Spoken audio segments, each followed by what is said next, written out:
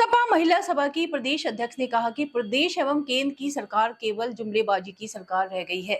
युवाओं को ना तो नौकरी मिल रही है और ना ही सरकार महिला अपराधों पर अंकुश लगा पा रही है। जनपद मुजफ्फरनगर में महावीर चौक स्थित सपा कार्यालय पर पत्रकारों से बात करते हुए सपा महिला सभा की प्रदेश अध्यक्ष पूर्व राज्य मंत्री श्रीमती दीबू श्रीवास्तव ने कहा कि उत्तर प्रदेश में अपराधों का ग्राफ बढ़ रहा है। किसी भी युवा को नौकरी नहीं मिल रही। सरकार जानबूझकर युवाओं को अपराधों के दलदल में धकेलना चाहती है। सरकार का कोई भी कर्मचारी इस सरकार से खुश नहीं है। केंद्र में प्रदेश सरकार की जो भी योजनाएं घोषित की जाती हैं, वह केवल जुमलेबाजी है। हम सब जो मीरापुर का उपचुनाव होने वाला है उसमें जीत को बहुत मजबूती से अपनी जीत हासिल करने में किस तरह से संगठन को और धारदार बनाने की जरूरत है, उसके ऊपर हम लोग यहाँ डिस्कशन कर रहे हैं।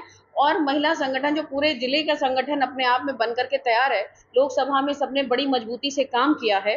अब उन सारे जिले के संगठन, महिला संगठन को मीरापुर विधानसभा में लगा करके बूथ स्तर तक हम मजबूती से लोगों तक पहुंच करके इस उपचुनाव को हमें जीतना है। संगठन बहुत मजबूती से है क्योंकि आम जनता, आम घरों में जो महिलाएं बैठी हैं, जिन्होंने कभी शायद भाजपा को वोट दिया होगा, वो भी आज समाजवादी पार्टी के साथ हैं और पछता रही हैं कि किस लिए हमने उनको वोट दिया। महिला सुरक्षा का वादा करके बेटी बचाओ बेटी पढ़ाओ की बात की, नारी वंदन अभिनंदन जैसे तमाम जुमले भाजपा के रहे और सब एकदम जुमला ही रह गया। कुछ भी महिलाओं के लिए 1% भी उनकी लाइफ को बेटर बनाने के लिए इस सरकार में कुछ भी नहीं हुआ। जो आज अपराध में उत्तर प्रदेश सबसे नंबर 1 पर है।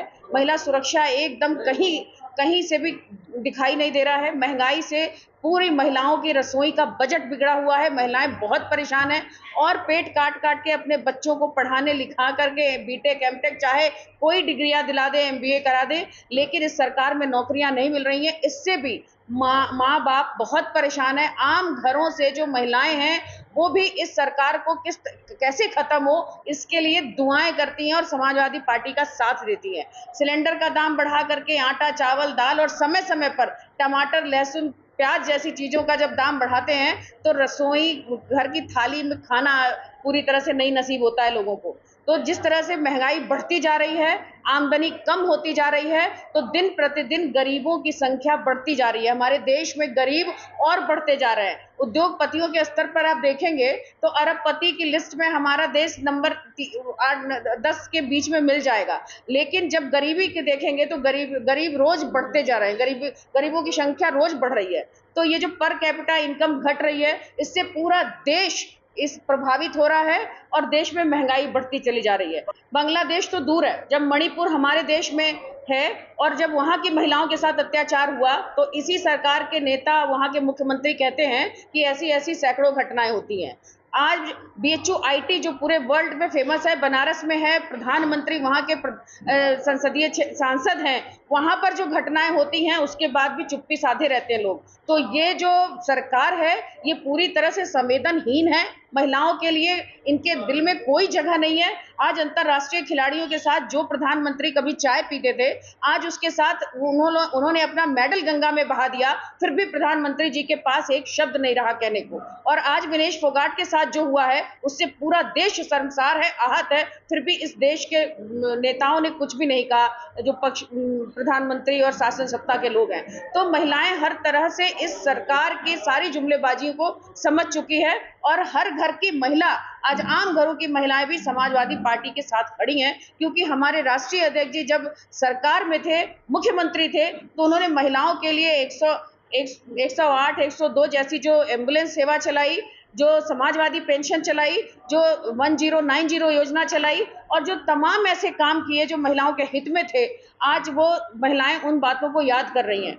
चाहे आज आप लखनऊ के धरना स्थल पर आप जाकर के देख लीजिए, लगातार जब से ये सरकार बनी है 2014 के बाद से महिलाओं का धरना प्रदर्शन, चाहे वो 1090 वाली महिलाएं हो, चाहे वो शिक्षक महिलाएं हो, चाहे वो आंगनबाड़ी महिलाएं हो, चाहे वो आशा बहुएं महिलाएं हो, लगातार धरना दे रही हैं और इस सरकार के कान पर जूं नहीं रेंग रही है। इसलिए इस सरकार से सब महिलाएं ऊब चुकी हैं, थक चुकी हैं, तंग आ चुकी हैं और वो समाजवादी पार्टी के साथ खड़ी हैं। बांग्लादेश की घटना अपने आप में शर्मसार है और उस घटना को देखते हुए हमारे अपने देश के नेताओं को भी सबक लेना चाहिए कि एक आरक्षण के विरोध में जिस तरह से ये घटना शुरू हुई आरक्षण को लेकर के, और वो इतना तुल पकड़ ली कि पूरी सत्ता को उखाड़ फेंकने के लिए तैयार है। हमारी सरकार के लोगों ने 400 पार का नारा दे करके ये कहा था कि हमें 400 सीटें दीजिए, हम संविधान बदल देंगे। ऐसे बहुत सारे वीडियो आपके माध्यम से आए थे।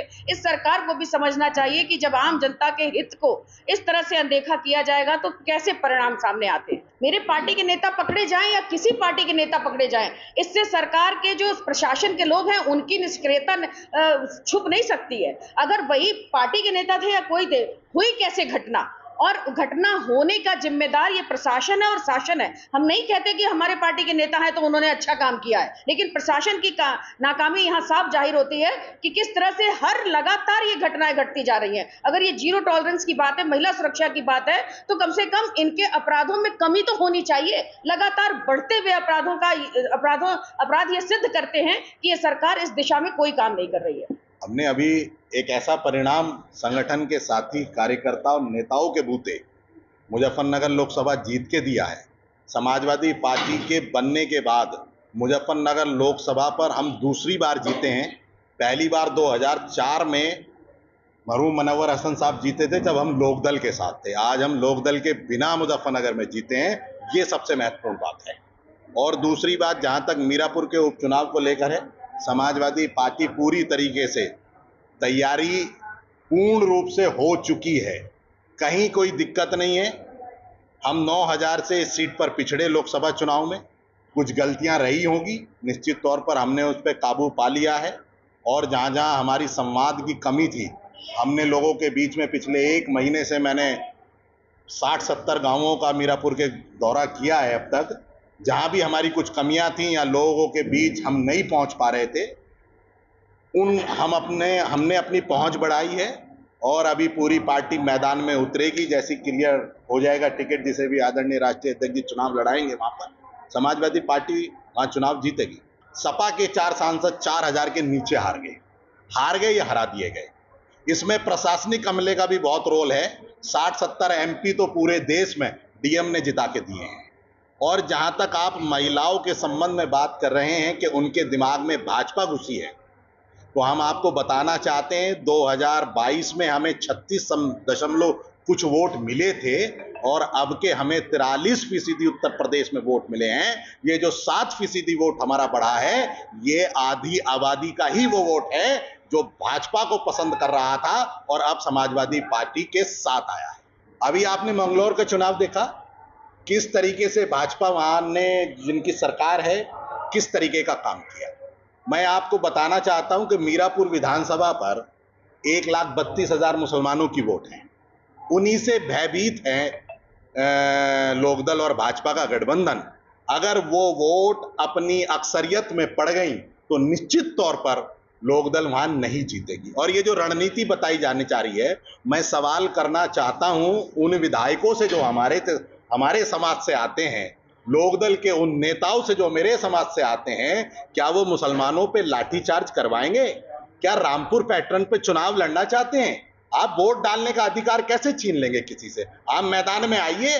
हार जीत हम देवतुल्य मतदाताओं का, अगर हम वहां चुनाव, अब भी बिजनौर पर हम हारे हैं तो तब भी हम उनका शुक्रिया अदा कर रहे हैं जिन्होंने हमें वोट दी। जिन्होंने नहीं भी दी उनका भी हम सम्मान करते हैं। लेकिन भाजपा और लोकदल की रणनीति जो है कि मुसलमान मतदाताओं को हम वोट नहीं डालने देंगे, तो वो जो नेता वहां पर मुसलमानों के बीच जाकर भाषण देते हैं कि आप हमें वोट दीजिए, उनसे मेरा सवाल है कि वो इस प्रक्रिया से दूर रहें, नहीं तो जो सामाजिक ताना बाना आप तोड़ना चाहते हैं मीरापुर विधानसभा पर, ये हम टूटने नहीं देंगे। भागीदारी 50% रही, आधी आबादी है और उपचुनाव को हम जीता कर रहेंगे। हमारी प्रदेश अध्यक्ष जी आई है, वो यही समीक्षा करने के लिए आई है और हमारी जो महिला सभा है, जो हमारा संगठन है, उसको यही समझाने आई है।